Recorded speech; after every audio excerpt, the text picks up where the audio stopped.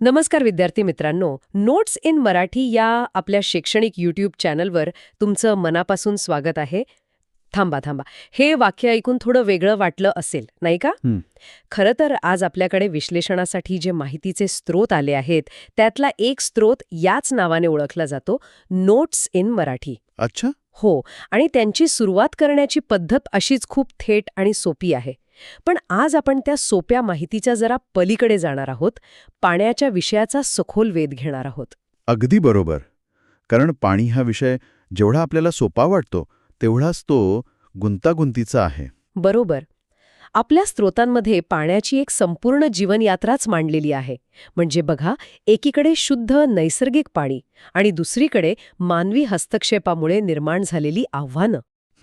तर आजच्या चर्चेत आपण पाण्याच्या याच प्रवासाचा मागोवा घेणार आहोत. ते प्रदूषित कसं होतं, तिथपासून ते आपल्या नळापर्यंत कसं पोहोचतं आणि जेव्हा हा प्रवास थांबतो, म्हणजे दुष्काळ पडतो, तेव्हा काय होतं यावरही बोलूया. चला तर मग, या प्रवासाच्या पहिल्या टप्प्यापासून सुरुवात करूया.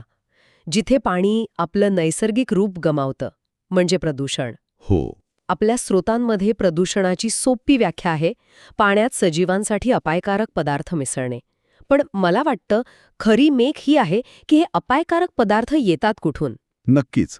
आणि स्रोतांमध्ये याचे दोन प्रमुख उगम सांगितले आहेत. एक म्हणजे आपलं घरगुती सांडपाणी. आणि दुसरं? औद्योगिक सांडपाणी. बरोबर. वरवर पाहता दोन्ही सारखेच वाटतात, पण त्यांच्यात मोठा फरक आहे.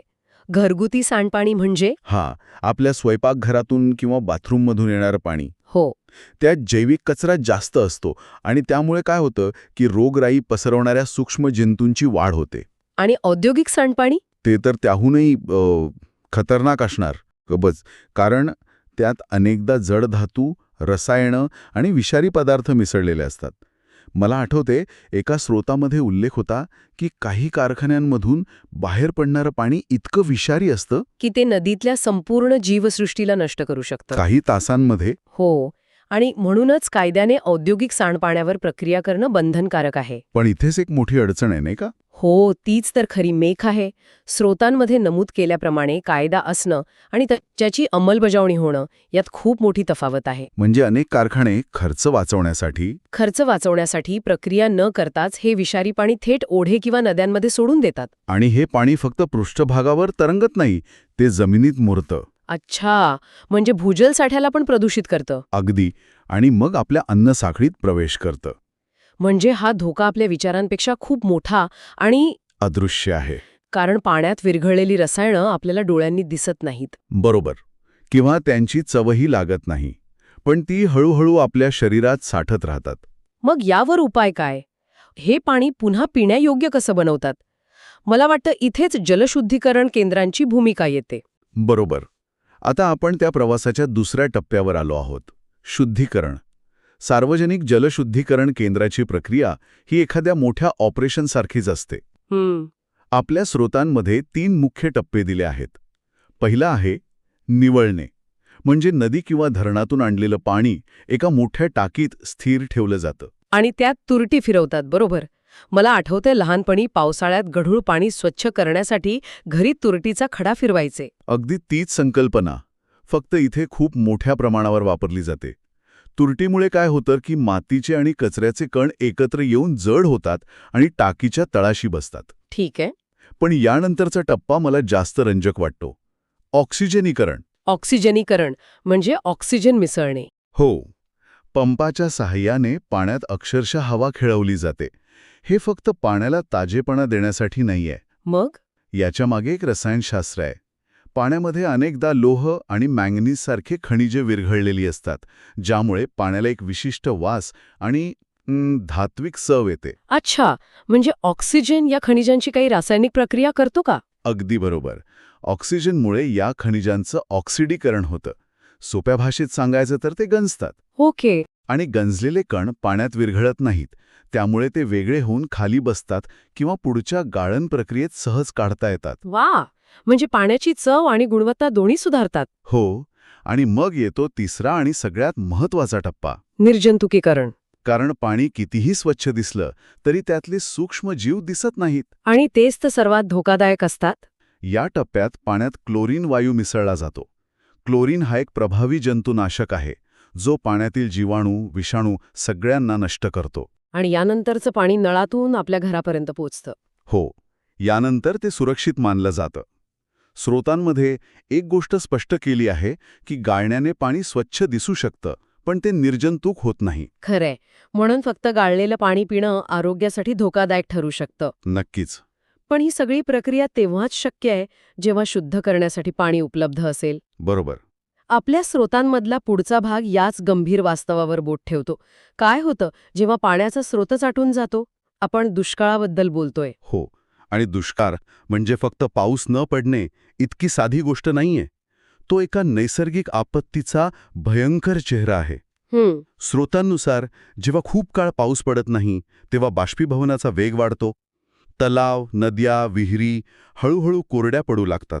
पण खरा परिणाम जमिनीवर होतो. जमीन भेगाळून कडक होते. आणि याचा परिणाम म्हणजे एक दुष्टचक्र सुरू होतं, की नाही? हो, एकतर शेतीसाठी पाणी नाही, त्यामुळे धान्य पिकत नाही, जनावरांना चारा मिळत नाही. आणि पिण्याच्या पाण्यासाठी लोकांना मैलोनमैल पायपीट करावी लागते. स्रोतांमध्ये या परिस्थितीला विपरीत परिस्थिती म्हटलंय, पण मला वाटतं हा शब्द खूपच सौम्य आहे. हे एक अस्तित्वाचं संकट आहे. नक्कीच, कारण त्याचा परिणाम फक्त माणसांवर नाही तर संपूर्ण परिसंस्थेवर होतो. वनस्पती, प्राणी, पक्षी सगळ्यांनाच याचा फटका बसतो. अशा वेळी मग शासन काय करतं? शासनाची भूमिका महत्त्वाची ठरते. दुष्काळग्रस्त भागातून लोकांना आणि जनावरांना तात्पुरतं सुरक्षित ठिकाणी हलवलं जातं. टँकरने पाणीपुरवठा होतो, धान्य वाटप होतं. आणि जनावरांसाठी चारा छावण्या. हो, चारा छावण्या उभारल्या जातात. पण हे सगळे तात्पुरते उपाय आहेत. बरोबर. हे म्हणजे आग लागल्यावर विझवण्यासारखं झालं. पण आग लागूच नये यासाठी काय करायचं? इथेच आपल्या चर्चेचा शेवटचा आणि सर्वात महत्त्वाचा भाग येतो, जल व्यवस्थापन. आपल्याकडे वर्षाचे 4च महिने पाऊस पडतो. मग उरलेले 8 महिने पाण्याचं नियोजन कसं करायचं? हा खरा प्रश्न आहे. आणि याच प्रश्नाचं उत्तर जलव्यवस्थापन या संकल्पनेत दडलेलं आहे. पाणी अडवा, पाणी जिरवा. साधं सोपं सूत्र आहे. हो, म्हणजे पावसाळ्यात जे पाणी वेगाने वाहून समुद्राला मिळतं त्याला अडवून त्याचा प्रत्येक थेंब कामात आणायचा. स्रोतांमध्ये याच्या अनेक पद्धती दिल्या आहेत. मोठी धरणं हा एक उपाय आहेच, पण तो खूप खर्चिक आणि अनेकदा वादग्रस्तही ठरतो. बरोबर. म्हणून मला वाटतं स्रोतांचा भर हा विकेंद्रित आणि स्थानिक पातळीवरील उपायांवर जास्त आहे. हो, जसं की डोंगराच्या उतारावर आडवे चर किंवा खड्डे खणणे, ज्याला कंटूर ट्रेंचिंग म्हणतात. अगदी. ही एक अतिशय प्रभावी पद्धत आहे. यामुळे उतारावरून वेगाने वाहणारं पाणी तिथेच थांबतं आणि हळूहळू जमिनीत मुरतं. अच्छा. आणि याचा दुहेरी फायदा आहे. एकतर पाणी अडतं आणि दुसरं म्हणजे जमिनीची धूपही थांबते. वाहून जाणारी सुपीक माती तिथेच थांबते. हे महत्वाचं आहे. याचबरोबर गावातील लहान ओढे आणि नाल्यांवर सिमेंटचे किंवा मातीचे छोटे बंधारे बांधले जातात. यामुळे त्या भागातील भूजल पातळी वाढायला प्रचंड मदत होते. म्हणजे विहिरी आणि बोरवेल यांना वर्षभर पाणी मिळतं. हो, त्यांना पाणी उपलब्ध राहतं. आणि शहरांमध्ये तर डोंगर किंवा ओढे नसतात. शहरांमध्ये रेन वॉटर हार्वेस्टिंग म्हणजे छतावरील पावसाचे पाणी साठवण्याची पद्धत. हो, मी वाचलंय याबद्दल. एका स्रोतात चेन्नई शहराचं उदाहरण दिलं होतं. बरोबर. तिथे काही वर्षांपूर्वी पाण्याची इतकी तीव्र टंचाई निर्माण झाली होती की शासनाने प्रत्येक नवीन इमारतीसाठी रेन वॉटर हार्वेस्टिंग बंधनकारक केलं.